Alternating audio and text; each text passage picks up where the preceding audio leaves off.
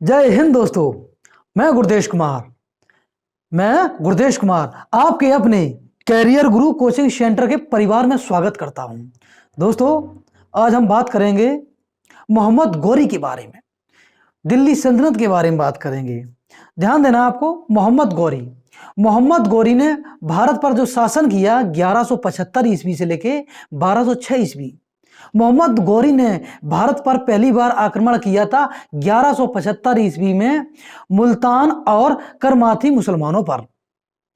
मोहम्मद गौरी को पहली बार हराया था मूलराज द्वितीय ने। कहां पर? माउंट आबू पर। माउंट आबू प्रसिद्ध है दिलवाड़ा जैन मंदिर के लिए। 1191 ईस्वी में तराइन का प्रथम युद्ध मोहम्मद गौरी और पृथ्वीराज चौहान तृतीय के बीच लड़ा गया। इसमें मोहम्मद गौरी की पराजय हुई तो इसने पृथ्वीराज चौहान के पैर पकड़ लिए कि साहब छोड़ दो। चौहान जी ने छोड़ दिया। इसके बाद 1192 ईस्वी में तराइन का द्वितीय युद्ध लड़ा गया पृथ्वीराज चौहान तृतीय और मोहम्मद गौरी के बीच में।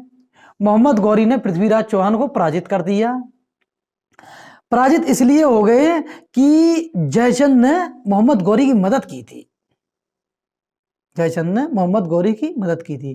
पृथ्वीराज चौहान का सेनापति था चंदबरदाई ने लिखी है पृथ्वीराज रासो।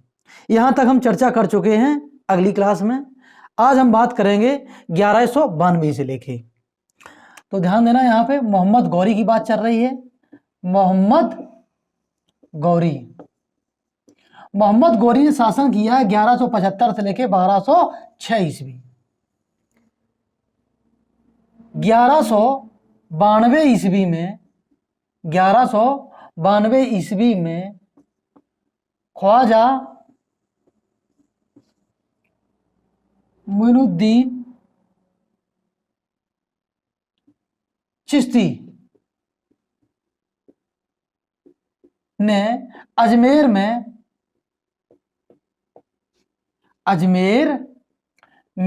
अपनी कुटिया बनाई।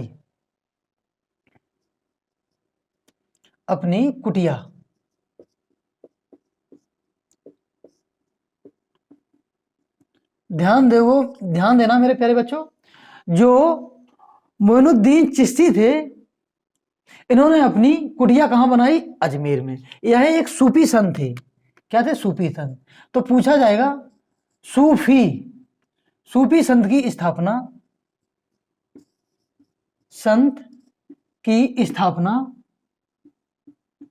किसने की थी? ख्वाजा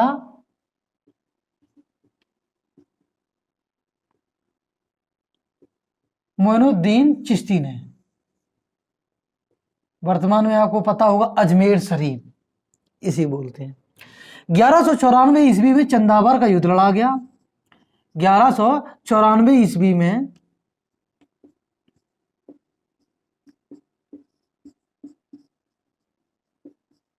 चंदावर का युद्ध लड़ा गया। चंदावर का युद्ध 1194 ईस्वी में किन किन के बीच में लड़ा गया? तो मोहम्मद गौरी और जयचंद के बीच में। कौन? मोहम्मद गौरी और जयचंद के बीच में। अब ध्यान देना, यही जयचंद है जो पृथ्वीराज चौहान को हराने में मोहम्मद गौरी की मदद की थी। अब 1194 ईस्वी में मोहम्मद गौरी ने जयचंद को पराजित कर दिया। क्या कर दिया? पराजित कर दिया। मोहम्मद गौरी के 4 गुलाम हुआ करते थे। कौन? 4। कौन कौन से गुलाम थे मोहम्मद गौरी के? मोहम्मद गौरी के गुलाम हम बात करेंगे। एक जो मोहम्मद गौरी का गुलाम था कुतुबुद्दीन ऐबक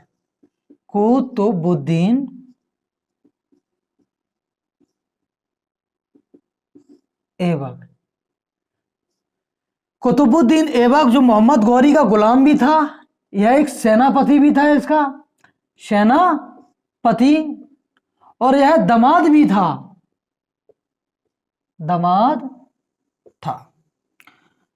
दूसरे के हम गुलाम की बात करेंगे यलदौज।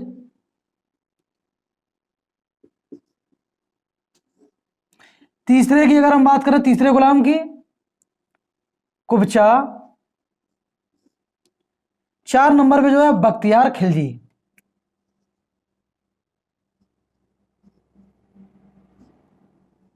बख्तियार खिलजी कौन? बख्तियार खिलजी। बख्तियार खिलजी जो सेनापति बना था कुतुबुद्दीन ऐबक का, यही बख्तियार खिलजी है जिसने नालंदा विश्वविद्यालय को जला दिया था। कब जलाया? तो 1204 से 1205 ईस्वी में। किसे? नालंदा विश्वविद्यालय को। तो लिख लीजिएगा, यहां जगह है यहां पर।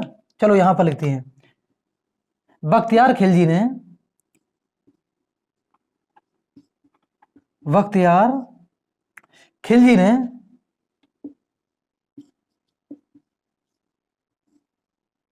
नालंदा विश्वविद्यालय, नालंदा विश्वविद्यालय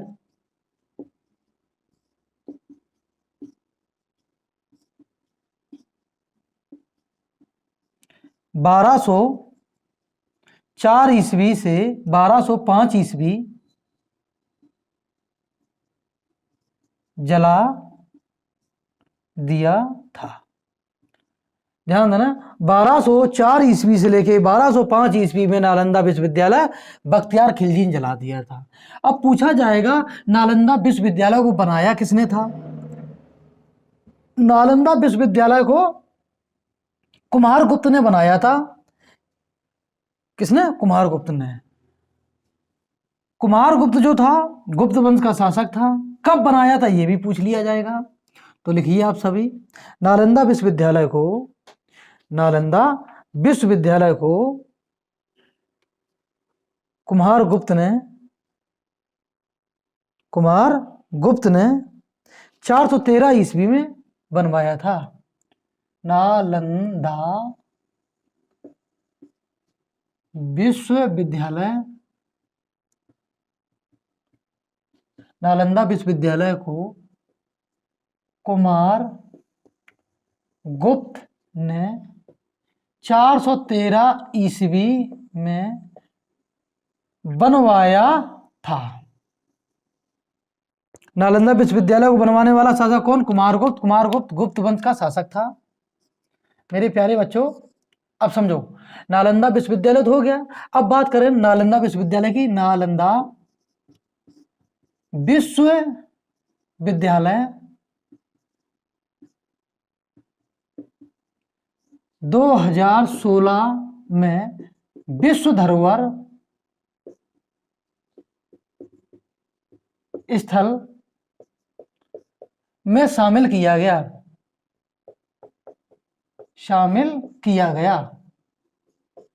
दिख रहा है? चलो हम देखते हैं। नालंदा विश्वविद्यालय को विश्व धरोहर स्थल में 2016 में शामिल किया गया है। अब बात करेंगे भारत का। भारत का सबसे पुराना विश्वविद्यालय तक्षशिला विश्वविद्यालय है, जो पाकिस्तान में है। लेकिन वर्तमान का पूछ लिया जाए, वर्तमान भारत का सबसे पुराना विश्वविद्यालय नालंदा विश्वविद्यालय। कौन होगा? नालंदा विश्वविद्यालय। कौन होगा? नालंदा विश्वविद्यालय। अब बात करेंगे मोहम्मद गौरी की, जो है मृत्यु हो जाती है 1206 ईस्वी में। मोहम्मद गौरी की मृत्यु ना करवा दें, वो लिखवा दें। कुतुबुद्दीन ऐबक ने 2 वो बनवाई थी मस्जिद। लिखो, कुतुबुद्दीन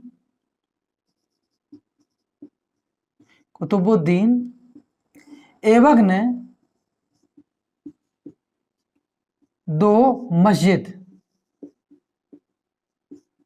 बनवाई। ध्यान देना, 2 मस्जिद जो बनवाई थी ये गौरी ने बोला था। जैसे ही 1192 ईस्वी में तराइन का द्वितीय युद्ध जीता कौन? गौरी। तो उसने कहा कि भारत की जमीन पर अब हम पढ़ेंगे नमाज, यहां पढ़ेंगे नमाज। नमाज पढ़ने के लिए उन्हें चाहिए था क्या? मस्जिद। मस्जिद थी नहीं तो मस्जिद बनवाई।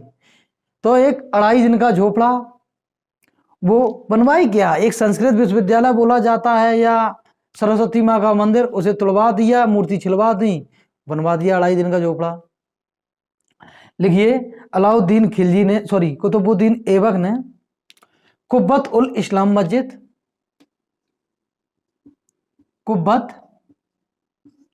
उल इस्लाम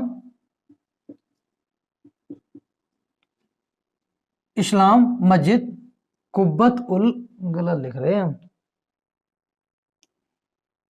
कुब्बत उल इस्लाम मस्जिद, इस्लाम मस्जिद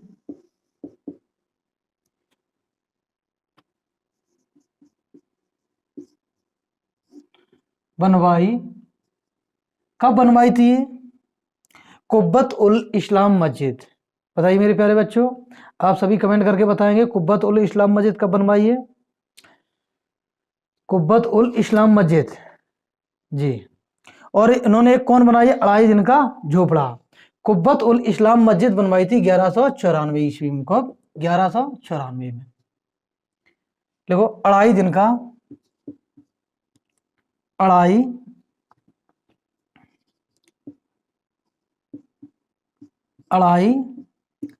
दिन का झोपड़ा, ये भी कहा मस्जिद है। अब ध्यान देना, अगर बात की जाए कि भारत की, क्या बात करी है कि बताओ भारत में सबसे पहले मस्जिद कौन सी बनाई गई थी? तो ध्यान देना, कुब्बत उल इस्लाम मस्जिद कहां बनवाई थी? नई दिल्ली में। कहां पे? दिल्ली में बनवाई थी ये। कौन? दिल्ली में। 2.5 दिन का झोपड़ा, ये मस्जिद अजमेर में। कहां पर? अजमेर में। अब ध्यान देना, अगर हम बात करेंगे 1206 ईस्वी में मोहम्मद गौरी की मृत्यु हो गई। 1206 ईस्वी में मोहम्मद गौरी की मृत्यु हो गई। अब जो इनके कितने गुलाम थे? 3। कौन कौन से था? ऐबक, कुतुबुद्दीन ऐबक,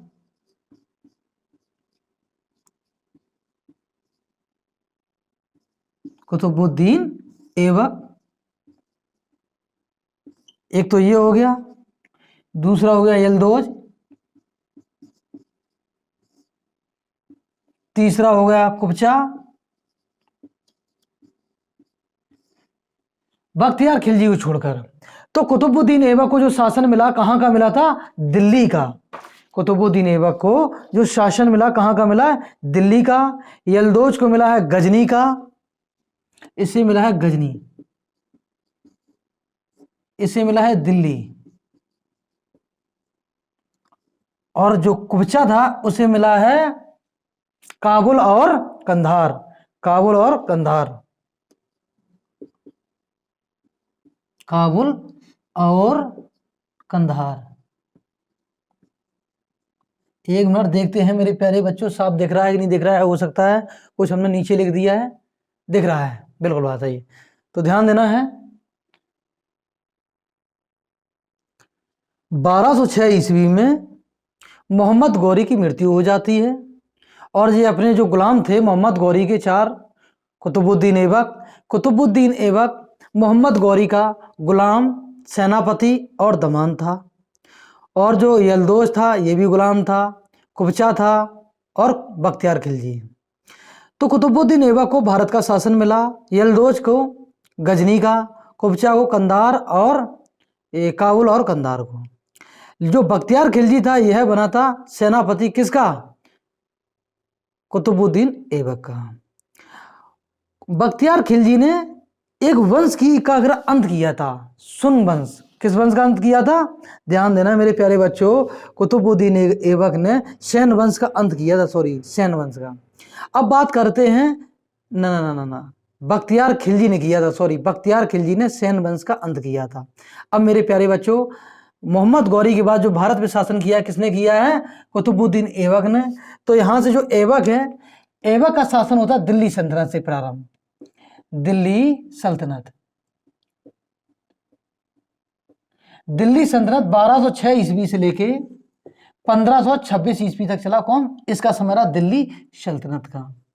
मेरे प्यारे बच्चों, दिल्ली जो सल्तनत है इसका समय जो रहा है 1206 ईस्वी से लेके 1526 ईस्वी तक। अब बात करेंगे कि दिल्ली सल्तनत में कितने वंश ने शासन किया। इसकी एक ट्रिक बता रहे हैं हम, ट्रिक के माध्यम से समझेंगे तो याद रहेगा। फिर हम बात करेंगे कुतुबुद्दीन ऐबक के बारे में। ट्रिक देखो लिख दे हम, हिंदी में लिख दे रहे हैं। जैसे ट्रिक का अगर हम बात करेंगे कि दिल्ली सल्तनत में कितने वंशों ने शासन किया, तो इसकी एक ट्रिक है, गुलाब खिले तो सांस लो। गुलाब खिले तो सांस लो। मेरे प्यारे बच्चों, गुलाब से है गुलाम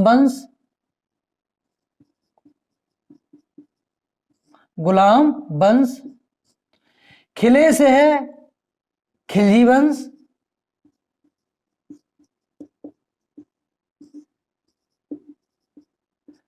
तो से है तुगलक वंश। कौन? तुगलक वंश। ये गलत लिख गया था, तुगलक वंश। सांस से है सैयद वंश, ध्यान देना है, सांस से कौन से वंश है? सैयद वंश। गुलाब से है गुलाम वंश, खिले से है खिलजी वंश, और सांस से कौन सा है? तो से तुगलक, और सांस से सैयद वंश। कौन सा? सैयद वंश। और लो से हो जाए लोधी, सैयद वंश इधर लिखते हैं। और लो से है लोधी वंश। दिल्ली सल्तनत पर जो शासन किया है किस किस वंश ने किया है? तो सबसे पहले गुलाम वंश, खिलजी वंश, तुगलक वंश, सैयद वंश और लोधी वंश। इनके संस्थापन की अगर हम बात करें, संस्थापक कौन कौन से हैं? जैसे तो आपको ये तो पता है, गुलाम वंश के संस्थापक कौन है? कुतुबुद्दीन ऐबक। कौन? कुतुबुद्दीन ऐबक। अगर हम बात करें इनके भी होना चाहिए, जैसे कौन है? खिलजी वंश के संस्थापक है जलालुद्दीन फिरोज खिलजी, और तुगलक वंश के हैं गयासुद्दीन तुगलक, सैयद वंश के खिज्र खान, और लोधी वंश के बहलोल लोधी। तो इसकी एक ट्रिक हम आपको बताने वाले हैं जो याद हो जाएगी। जैसे कि बात करें, ऐबक जल गया खिबो, ऐबक जल गया, ऐबक जल गया खिबो, ऐबक जल गया खीबो। अब ऐबक जल गया खीबो, इसके अनुसार कौन? संस्थापक पता पड़ जाएंगे, किसके? वंश के। ऐबक का मतलब क्या होता है? कुतुबुद्दीन ऐबक।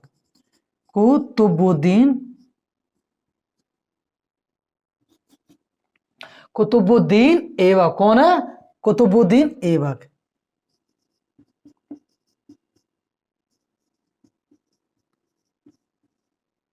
कुतुबुद्दीन ऐबक, कोई दिक्कत तो नहीं है। और जाल से कौन हो जाए?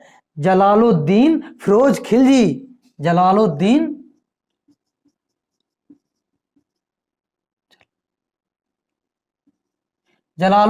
फिरोज खिलजी। नहीं, जलालुद्दीन फिरोज नहीं, जलालुद्दीन हो ये, सॉरी, जलालुद्दीन। कौन है? जलालुद्दीन। और ला से कौन सो हो जाए और गा से कौन सो हो जाए? तो ध्यान देना, जलालुद्दीन, गा से हो जाए गयासुद्दीन। कौन?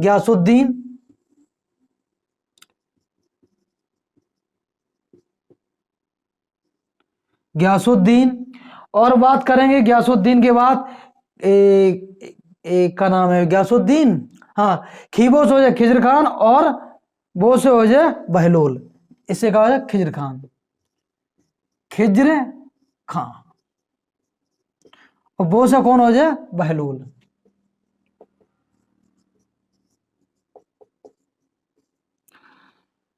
गुलाब खिले तो सांस लो, दिल्ली सल्तनत पर शासन करने वाले वंश कौन? क्रमागत के कौन कौन ने समय के अनुसार, सबसे पहले दिल्ली सल्तनत में कौन? गुलाम वंश, खिलजी वंश, तुगलक वंश, सैयद वंश, लोधी वंश। खिलजी वंश के संस्थापक कुतुबुद्दीन ऐबक, गुलाम वंश के संस्थापक कुतुबुद्दीन ऐबक, खिलजी वंश के जलालुद्दीन खिलजी, और तुगलक वंश के गयासुद्दीन तुगलक, सैयद वंश के खिज्र खान, लोधी वंश के बहलोल लोधी। पूछ लिया जाए कि बताओ कि समय के अनुसार कि दिल्ली सल्तनत पर किस वंश ने सबसे अधिक शासन किया? सबसे अधिक, तो ध्यान देना है, इसकी भी एक ट्रिक है। कौन है? तुगलक। कौन है? तुगलक। मेरे प्यारे बच्चों, समय के अनुसार की एक बात करें, कौन है? तुगलक है, हम लिख दे रहे हैं हम। तुगलक में का काट दो, कौन, तुगलक में का काट दो, तुगलक सखी हो जाएगा। जैसे कि कौन कौन से समय के अनुसार दिल्ली सल्तनत में सबसे ज्यादा शासन किस वंश ने किया, तो तुगलक वंश। फिर दूसरे स्थान पर कौन, गुलाम वंश। लास्ट है फिर कौन से, लोधी वंश। सा से कौन है, सैयद वंश। खास से हो जाए खिलजी वंश। इस अनुसार ये समय के अनुसार है, कौन, समय पीरियड, समय पीरियड के अनुसार ये कौन है, तुगलक वंश, गुलाम वंश, और कौन है, लोधी वंश, सैयद वंश, खास है कौन है, खिलजी वंश।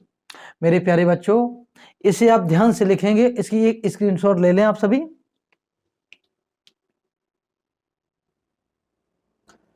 दोस्तों अब बात करेंगे गुलाम वंश की। गुलाम वंश, कौन, गुलाम वंश। गुलाम वंश की, गुलाम वंश चला 1206 ईस्वी से लेके 1290 ईस्वी तक, कौन, गुलाम वंश। 1206 ईस्वी से लेके 1290 ईस्वी तक। गुलाम वंश का संस्थापक कुतुबुद्दीन ऐबक। कुतुबुद्दीन ऐबक, कौन, कुतुबुद्दीन ऐबक शासक बनने के बाद इसने अपनी पहली राजधानी लाहौर बनाई। कौन बनाई, लाहौर। लाहौर की जनता ने इसने लाहौर की जनता को लाखों रुपया दान में दे दिया, लाखों रुपया दान कर दिया। तो लाहौर की जनता ने कुतुबुद्दीन ऐबक को लाख बख्श की उपाधि दी। किसकी, लाख बख्श की उपाधि। अब बात करते हैं ऐबक का मतलब क्या होता है। ऐबक का मतलब होता है चंद्रमा का देवता। ऐबक का मतलब होता है चंद्रमा का देवता।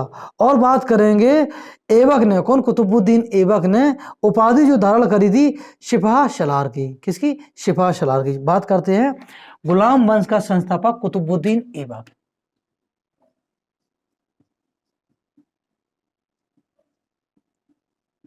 कुतुबुद्दीन ऐबक 1206 ईस्वी से लेके 1210 ईस्वी तक। यही है, घोड़े से गिर के इसकी मृत्यु हुई चौगान खेलते हुए, कौन, कुतुबुद्दीन ऐबक की। सीधा है जी, 1210 ईस्वी में क्या खेलते हुए इसकी मृत्यु हो गई थी, चौगान। चलो बात करते हैं कुतुबुद्दीन ऐबक, कौन, कुतुबुद्दीन ऐबक। कुतुबुद्दीन ऐबक ने गुलाम वंश की स्थापना करी।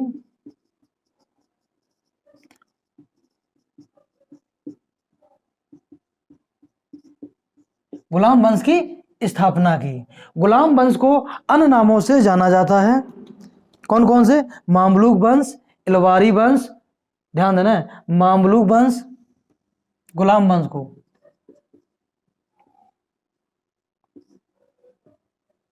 इलवारी वंश, गुलाम वंश को किस नाम से जाना जाता है, मामलूक वंश, इलवारी वंश। ध्यान देना है मेरे प्यारे बच्चों। जैसे ये शासक बना, इसने अपनी पहली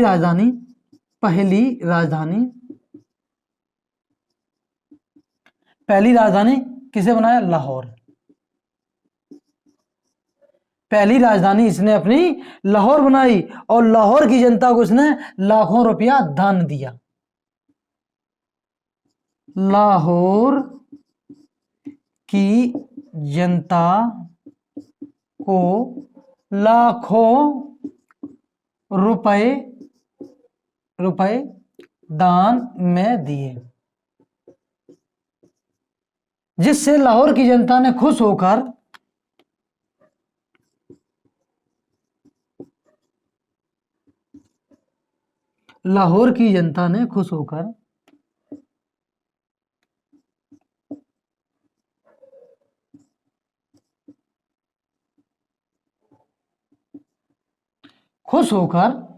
लाख बख्श की उपाधि दी।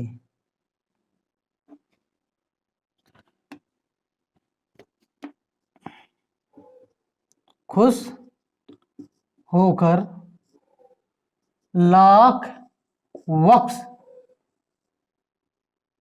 बख्श की उपाधि दी। मेरे प्यारे बच्चों, लाहौर की जनता ने किसकी उपाधि दी, लाहौर की जनता ने किसकी उपाधि दी, ध्यान देना है, किसकी उपाधि दी, लाख बख्श की उपाधि। ये गलत क्यों मेट दी, लाहौर की जनता ने लाख बख्श की उपाधि दी। और इसने, ऐबक का मतलब होता है चंद्रमा का देवता, लिख देते हैं हम। ऐबक का मतलब होता है चंद्रमा का देवता। जब ये गद्दी पे बैठा तो उसने केवल एक उपाधि धारण करी थी, कौन सी? सिपा सलार की। ने ऐबक ने उपाधि धारण की थी। उपाधि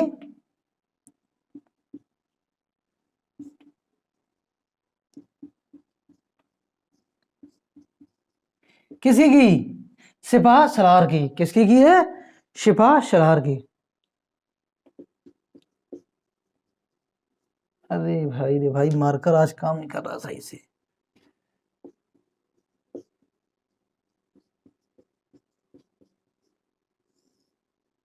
कौन सी उपाधि इसने धारण करी थी मेरे प्यारे बच्चों? सिपा सलार की। सिपा सलार की उपाधि धारण की थी। आज के लिए इतना ही दोस्तों, मिलते हैं कल। जय हिंद दोस्तों। वीडियो को लाइक करें, शेयर करें, कमेंट करें। मिलते हैं कल।